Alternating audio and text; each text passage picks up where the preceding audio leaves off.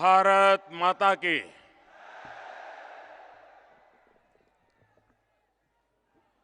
मंच पर विराजमान प्रदेश भारतीय जनता पार्टी के अध्यक्ष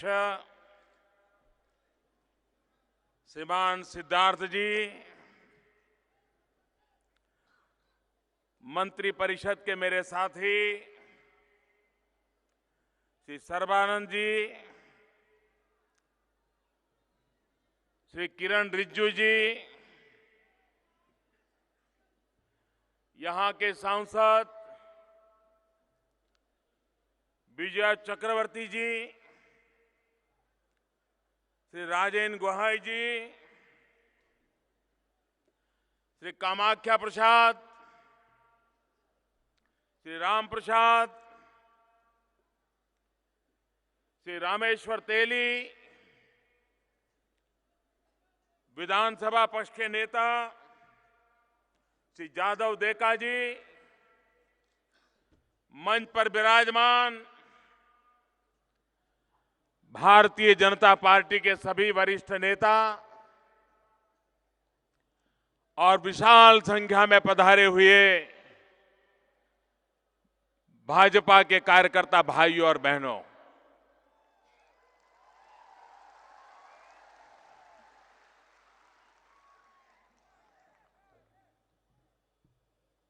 जो लोग स्टेडियम में नहीं पहुंच पाए हैं, बाहर ओपन एयर स्टेडियम में टीवी के जरिए इस कार्यक्रम को देख रहे हैं, उन सब की मैं क्षमा मांगता हूं। मैं जब रास्ते में आ रहा था, बहुत बड़ी मात्रा में लोग, कार्यकर्ता अंदर पहुंच नहीं पाए हैं, उनकी भी क्षमा मांगता हूं। और आज यहां पर अंदर आने की भीड़भाड़ में मुझे पता चला कुछ कार्यकर्ताओं की इंजरी हो गई है। मैं उनके प्रति अपनी संवेदना प्रकट करता हूं, लेकिन आप सबसे मेरी एक प्रार्थना है, मेरी बात मानोगे? मेरी बात मानोगे? पक्का मानोगे? जाते समय जल्दबाजी मत करना। 5 मिनट 10 मिनट देर हो जाए होने दीजिए, क्योंकि आते समय जो हुआ है और कुछ लोगों को चोट पहुंची है, ऐसी भीड़भाड़ मत कीजिए। धीरे धीरे जाएंगे ना। आपको चोट होना मतलब मेरे दिल को चोट होना है।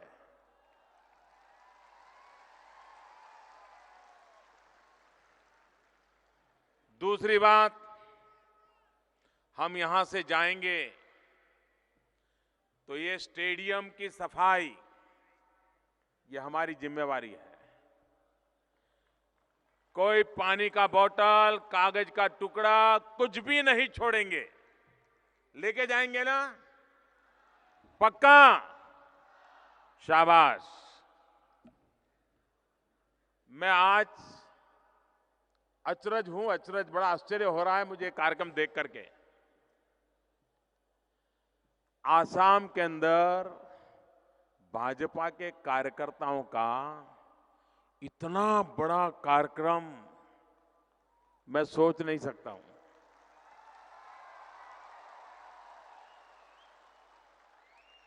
मैं कल्पना नहीं कर सकता हूं। मैं पिछले सप्ताह ऑस्ट्रेलिया और फिजी के दौरे पर था, तो वहां मुझे सूचना आई कि आप एक आधा घंटा दे दीजिए, कार्यकर्ताओं से मिलना है। मैंने कहा भाई मेरा इतना टाइट शेड्यूल है, कहां मेल बैठेगा। मैं विदेश से लौट करके आया तो हमारे राष्ट्रीय अध्यक्ष जी का फोन आया कि आप आधा घंटा दे दीजिए। अब पार्टी अध्यक्ष हुक्म करे तो मैं मना नहीं कर सकता हूं, लेकिन एक प्रकार से मैंने 5 दिन पहले कहा था कि हां मैं समय दूंगा, और 5 दिन के भीतर भीतर इतना बड़ा मोबिलाइजेशन, ये बहुत बड़ा अचरज है मेरे लिए। ये अद्भुत सफलता है भाइयों बहनों, और मैं इसलिए असम प्रदेश भारतीय जनता पार्टी के वरिष्ठ से वरिष्ठ नेता से लेकर के छोटे से छोटे सभी कार्यकर्ताओं को लाख लाख अभिनंदन करता हूं, बहुत बहुत धन्यवाद करता हूं।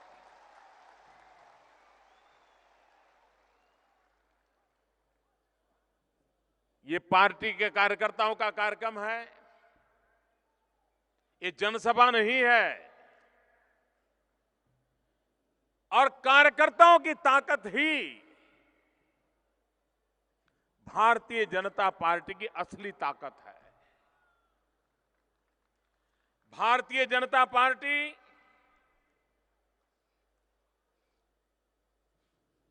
जातिवाद के आधार पर, संप्रदायवाद के आधार पर, प्रांतवाद के आधार पर,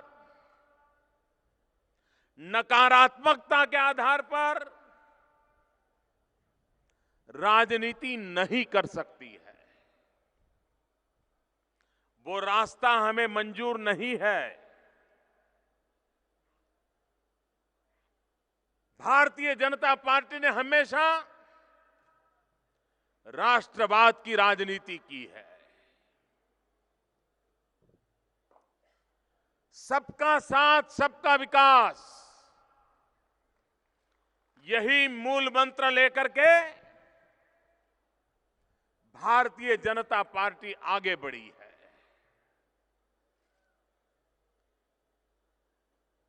ये पार्टी कार्यकर्ताओं के पसीने से पली है, और ये भारतीय जनता पार्टी की विशेषता है कि जिन राज्यों में भाजपा का कोई एक भी विधायक चुन करके नहीं आया है, म्युनिसिपैलिटी में कभी कभार 2-4 लोग जीत करके आ जाते हैं, ऐसे प्रदेशों में भी जहां कोई एमएलए एमपी नहीं है, तो भी भारतीय जनता पार्टी का कार्यकर्ता जिस जुनून के साथ, जिस कमिटमेंट के साथ भारत मां की जय का नारा देते देते भारतीय जनता पार्टी का झंडा ऊंचा रख रहा है, ऐसे लाखों कार्यकर्ता देश में हैं। मैं उनको सर झुका करके नमन करता हूं, उनका वंदन करता हूं।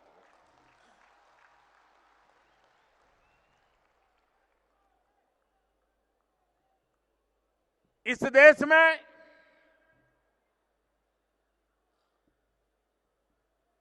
सरकार चलाने का सौभाग्य करीब करीब सभी दलों को मिला है। किसी को अकेले मिला होगा, तो किसी को मिलीजुली सरकारों में हिस्सेदारी के रूप में मिला होगा। देश की जनता ने कांग्रेस की सरकारें, उनका चरित्र, उनकी चाल चलन, उनके कार्यक्रम, उनके इरादे भली भांति देखे हैं। देश ने साम्यवादी दलों की भी सरकारें कुछ राज्य में देखी है। देश ने प्रादेशिक पक्षों की सरकारें भी देखी है, परिवार से चलने वाले पक्षों की भी सरकारें देखी है, और देश ने राज्यों में भी भारतीय जनता पार्टी की सरकार देखी है, और अब देश दिल्ली में भी भारतीय जनता पार्टी की सरकार देख रहा है। और मैं विश्वास से कहता हूं कि भारतीय जनता पार्टी की सरकार सिर्फ एक ही मुद्दे को लेकर के काम करती है, एक ही मंत्र को लेकर के काम करती है, और वो मंत्र है विकास। हिंदुस्तान में राजनीतिक दल 50 साल से चुनाव लड़ रहे हैं, लेकिन कोई दल विकास के मुद्दे पर चुनाव लड़ने की हिम्मत नहीं करता था। प्रांतवाद, जातिवाद ऐसे विषयों पर चुनाव लड़ लेते थे। भारतीय जनता पार्टी ने पहली बार विकास के मुद्दे पर चुनाव लड़ने की हिम्मत दिखाई, और इस देश के अंदर राजनीतिक पटल पर यह भारतीय जनता पार्टी का बहुत बड़ा योगदान है कि उसने हिंदुस्तान के राजनीतिक दलों को विकास के मुद्दों पर चर्चा करने के लिए मजबूर कर दिया है। अपनी क्षुल्लक राजनीति के बीच भी उनको आज विकास के मुद्दों की बात करनी पड़ रही है। अभी महाराष्ट्र का चुनाव हुआ, हरियाणा का चुनाव हुआ, अभी झारखंड का चुनाव चल रहा है, जम्मू कश्मीर का चुनाव चल रहा है। इच्छा अनिच्छा से भी भारतीय जनता पार्टी ने जो विकास का एजेंडा तय किया है, उस विकास के एजेंडे के तहत इन सभी दलों को भी विकास की बातें करने के लिए मजबूर कर दिया है हमने। आज देश में विकास के मुद्दे को हमने एजेंडा बना दिया है। भाइयों बहनों,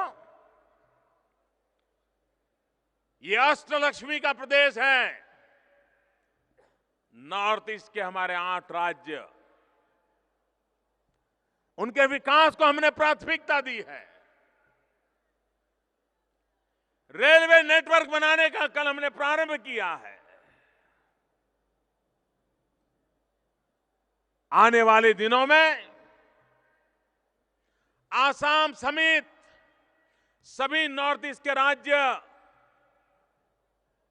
एक तेज गति से आर्थिक विकास करने वाले राज्य बन जाए, विकास की नई ऊंचाइयों को पार करने लग जाए, उसको हम बल देकर के आगे बढ़ना चाहते हैं।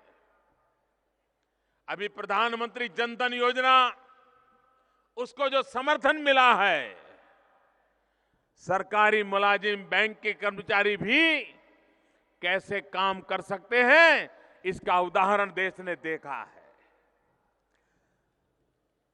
60 साल में वर्ष में बैंकों में 1 करोड़ से ज्यादा खाते नहीं खुलते थे। 1 साल में मुश्किल से 1 करोड़। भाइयों बहनों, हमने सरकार में आकर के बैंकों को ऐसे काम में लगाया, ऐसे काम में लगाया, इन दिनों हर सप्ताह 1 करोड़ खाते खुल जाते, हर सप्ताह। प्रधानमंत्री जन धन योजना के द्वारा गरीब को अर्थव्यवस्था की मूल धारा में लाने का काम शुरू किया है। जब बैंकों का राष्ट्रीयकरण किया गया था, तब भाषण किए गए थे कि बैंकों का पैसा गरीबों के काम आना चाहिए। आपने कभी किसी गरीब को बैंक के अंदर देखा था क्या? जरा जवाब दीजिए ना, देखा था क्या? कभी कोई गरीब सोचता था बैंक का दरवाजा खोल करके अंदर जाए? भाइयों बहनों, हमने प्रधानमंत्री जन धन योजना के द्वारा बैंक के दरवाजे गरीबों के लिए खोल दिए, और आज ये बैंक के पैसे गरीबों के काम आए, उस दिशा में हम आगे बढ़ रहे हैं। भाइयों बहनों, आसाम की चिंताओं से मैं भली भांति परिचित हूं, लेकिन मैं आपको विश्वास दिलाता हूं, आसाम की सुरक्षा के संबंध में कोई कॉम्प्रोमाइज नहीं किया जाएगा। दुनिया की कोई ताकत कितने ही खेल क्यों न खेले, आसाम हो या नॉर्थ ईस्ट हो, अब दिल्ली में सरकार बदल चुकी है। इन तत्वों को पता होना चाहिए हम भारत मां की सेवा करने के लिए निकले हुए लोग हैं।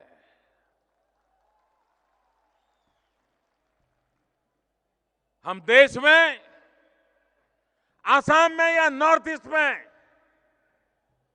ऐसी किसी भी हरकत को कभी भी स्वीकार करने वाले नहीं है।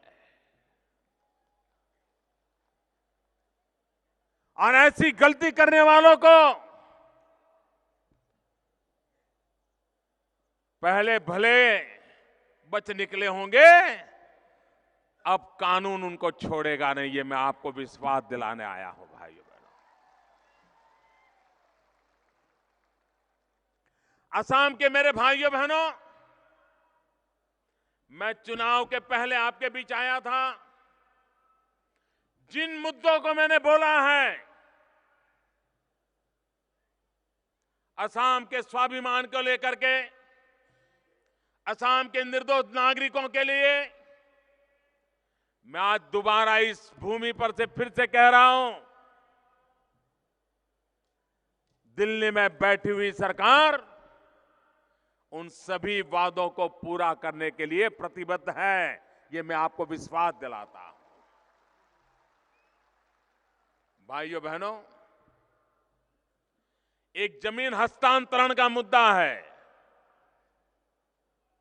मैं जानता हूं, असम के नागरिकों की भावनाओं को जानता हूं। मैं आपको विश्वास दिलाता हूं, जमीन हस्तांतरण में भी हम देश का हित देख करके ही आगे बढ़ेंगे।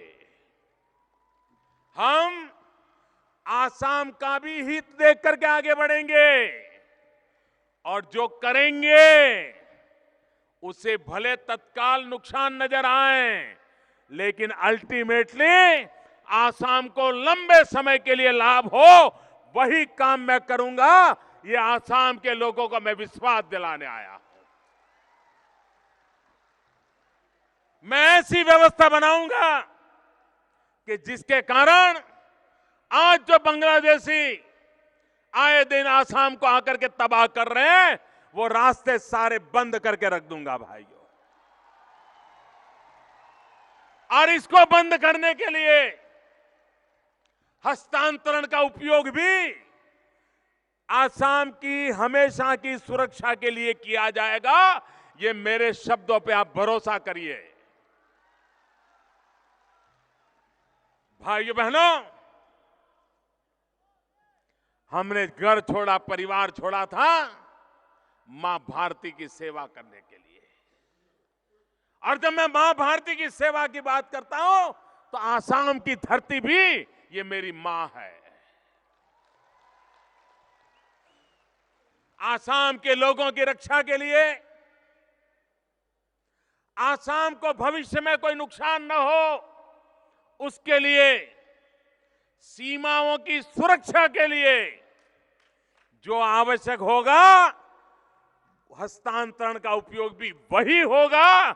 ये मैं आपको पूरी जिम्मेवारी के साथ समझाना चाहता हूं। भाइयों बहनों, हमने विकास की नई ऊंचाइयों को पार करना है। असमिया का अधिकार मुझे पुनः प्रस्थापित करना है। असमिया नौजवान को रोजगार मिले, ये मुझे पक्का करना है। अगर असमिया नौजवान को रोजगार नहीं मिलता है तो विकास किस बात का? और इसलिए मेरे भाइयों बहनों, आपके सपनों को पूरा करने के लिए दिल्ली में बैठी हुई सरकार, आप मान के चलिए, ये सरकार आसाम के सपनों को पूरा करने के लिए है। कार्यकर्ता भाइयों बहनों, हमारे राष्ट्रीय अध्यक्ष जी ने एक बहुत बड़ा काम हम लोगों को दिया है। हम सभी कार्यकर्ताओं का दायित्व है उस काम को पूरा करना। और जैसे आप भारतीय जनता पार्टी के कार्यकर्ता हैं, मैं भी भारतीय जनता पार्टी का एक छोटा सिपाही हूं। आज भले मुझे कोई जिम्मेवारी मिली हो, लेकिन मेरा सबसे बड़ा जो प्रमाण पत्र है, वो सबसे बड़ा प्रमाण पत्र ये है कि मैं भारतीय जनता पार्टी का कार्यकर्ता हूं। मेरे लिए इससे बड़े गर्व की कोई बात नहीं हो सकती है। और कार्यकर्ता के नाते हम सबको हमारे राष्ट्रीय अध्यक्ष जी ने सदस्यता अभियान का दायित्व दिया है और टेक्नोलॉजी का भरपूर उपयोग करके दिया है। मिस कॉल करके भारतीय जनता पार्टी के मेंबर बनने के लिए अप्लाई करना होता है। आप सब इस काम को कर रहे हो, औरों से करवा रहे हो। यहां आया हुआ एक एक कार्यकर्ता और 100 लोगों को आने वाले दिनों में मिस कॉल करवा लेगा। पक्का करवाएंगे। हमारे राष्ट्रीय अध्यक्ष जी ने जो तय किया है, उसे पूरा करना हम सबकी जिम्मेवारी है। जो टोल फ्री मिस कॉल का नंबर दिया हुआ है, उस toll free miss call number पर हम सब जोर लोगों को भाजपा से जोड़ने का अभियान चलाएं। देश के समाज के सभी तबके के लोग भारतीय जनता पार्टी की सदस्यता को ग्रहण करें। भाजपा का परिवार का विस्तार हो, हिंदुस्तान के कोने कोने में हमारी प्रेजेंस हो। जनता के सुख दुख को हम सुने, उनसे जुड़े, उनकी समस्याओं के समाधान के लिए दिल्ली सरकार का हम उपयोग करें और लोगों के सुख शांति की चिंता करें। इतनी बड़ी मात्रा में कार्यक्रम करने वाले असम प्रदेश के कार्यकर्ता लाख लाख अभिनंदन के अधिकारी हैं। आपने मुझे आपके दर्शन करने का अवसर दिया और भारतीय जनता पार्टी को भारी बहुमत दिलाने में असम ने भी जो बहुत बड़ी भूमिका निभाई है, असम की जनता का भी आभार व्यक्त करता हूं, असम के कार्यकर्ताओं का भी आभार व्यक्त करता हूं। दोनों मुट्ठी बंद करके मेरे साथ बोलिए, भारत माता की।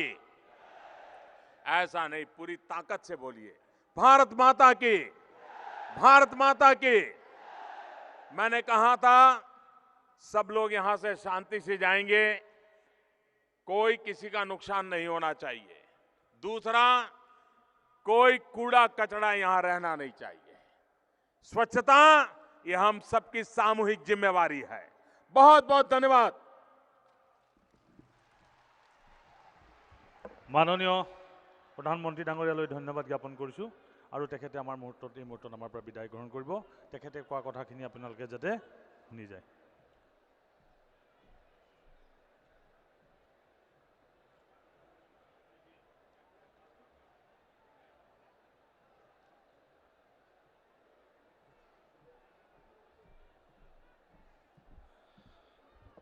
আপোনালোকে শান্তি শৃংখলা বজাই ৰাখি লাহে লাহে নিজৰ ঘৰমুৱা হওক। আমি